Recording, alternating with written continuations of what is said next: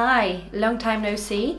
It's been a while since I have released my first 2 episodes of that video blog, and it definitely didn't continue as I planned for it to do. But I felt like after a while there's definitely been some experience worth sharing in this field of conservation and wildlife filmmaking.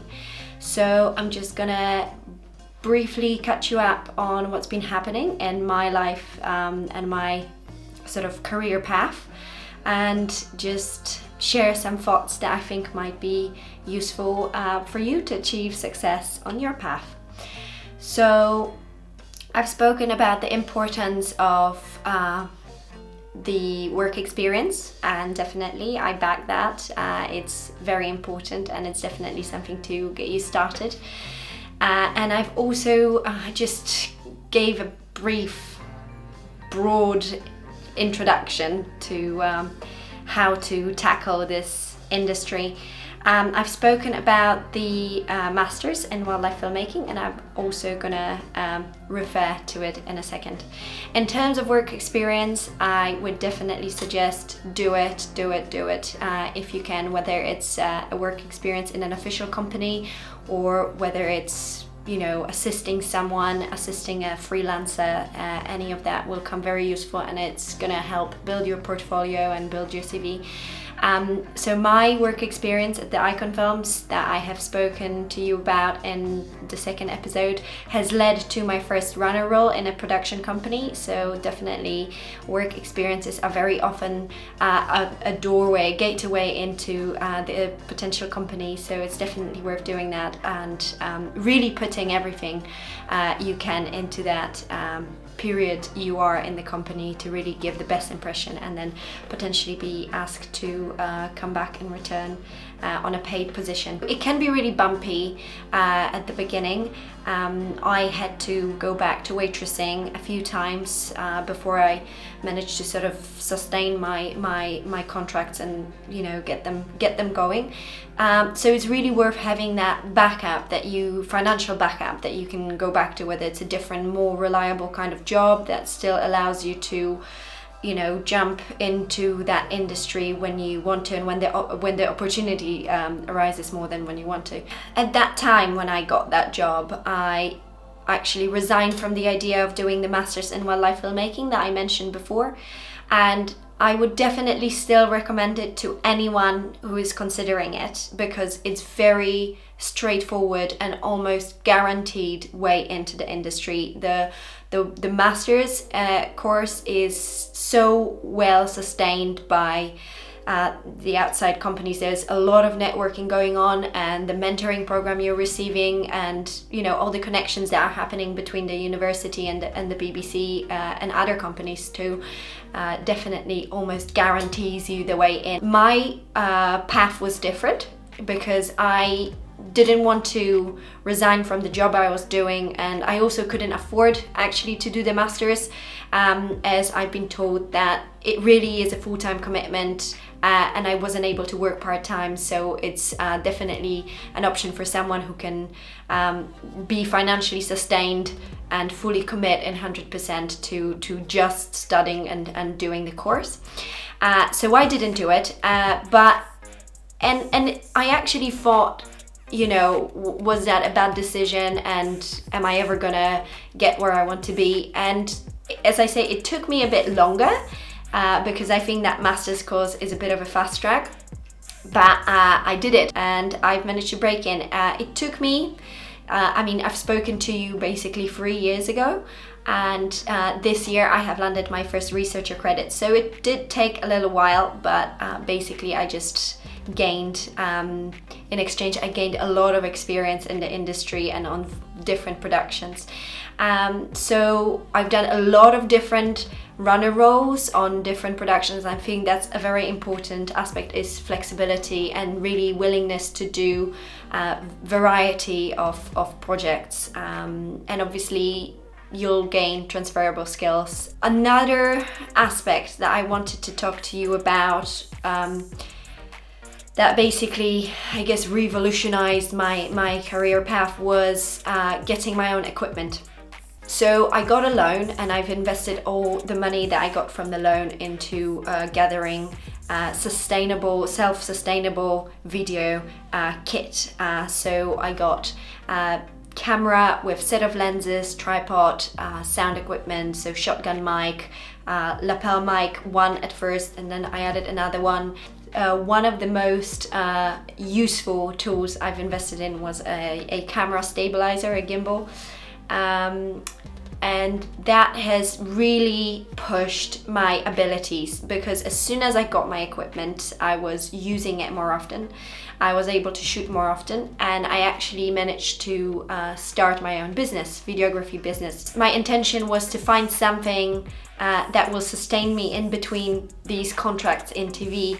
And as the more films I've started doing, so I've done a range of music videos, promotional videos, and little documentaries. The more of them I've done, the more work started coming in, and I noticed that I was able to fill in these months that I wasn't working on a contract in TV. I was able to sort of fill with my freelance contracts and sustain myself financially without having to come back to working in hospitality or anything like this.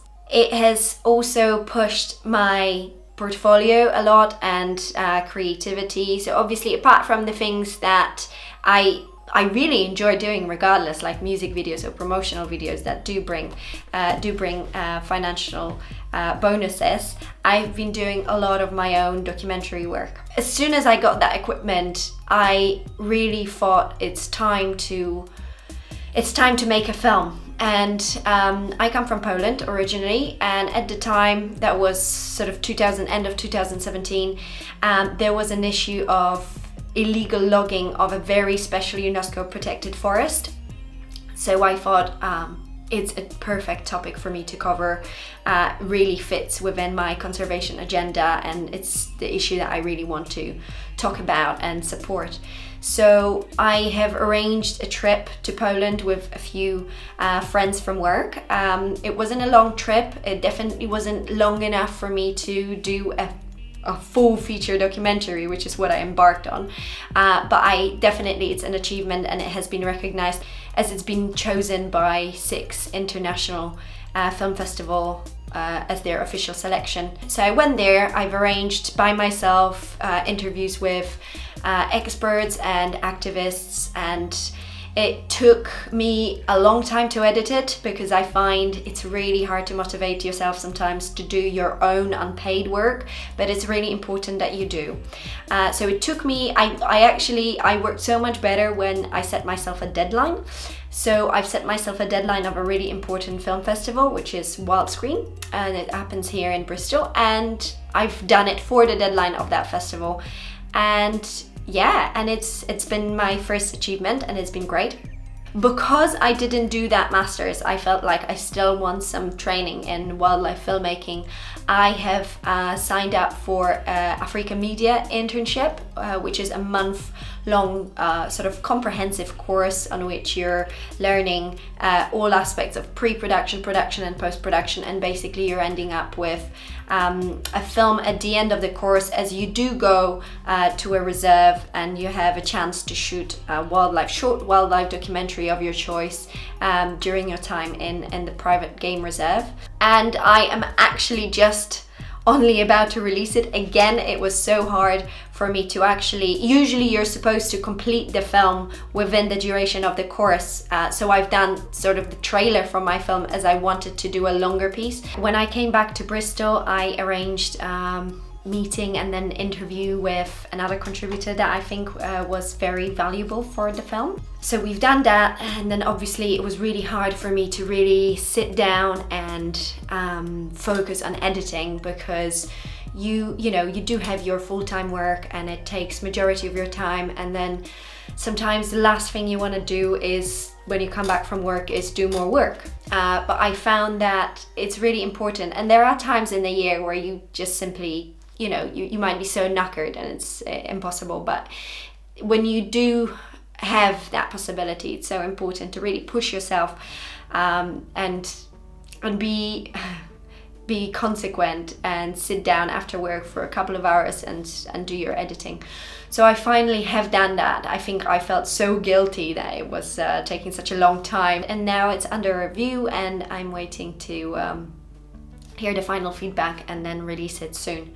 So I can't stress enough that, you know, having your own equipment if you want to be a filmmaker is crucial, I think, and it doesn't have to be a top-notch equipment, something to enable you to at least do the things that you want to do, because it shows the initiative, the fact that you were able to make a film, and shows your passion, shows that you're consequent, shows that you're able to do these things like shooting and editing. And I think there is a desire for people who are sort of capable of doing all of these aspects, both shooting and editing and other stuff as well. Secondly, do a training if you think you need it. There is always a possibility that you can learn how to operate a camera on the job that you're doing. If you feel like you want to get better, definitely do a filmmaking training. But from what I've gathered, especially in the world of wildlife and conservation filmmaking, the science backing seems to be more important. So having a science background is probably more important than being able to operate a camera. This is why, instead of doing the wildlife filmmaking masters, I am now looking to do a degree in applied ecology to have that scientific backing behind me. Another thing would be to make your own show reel. It's like having a card, like basically a video card. It's showing what you've done, what you're capable of, what you've worked on, and it's something that's great to show to your potential employers. So editing your own up to 2 minutes show reel, 2.5, not longer. It's really good for it to be short and snappy, something that will stun your potential employers. On another hand, just a couple more tips is networking is extremely important in this industry, and a word of mouth means a lot. Recommendation means the world. So really doing your best at a job you're doing so that your employer can potentially recommend you to another employer.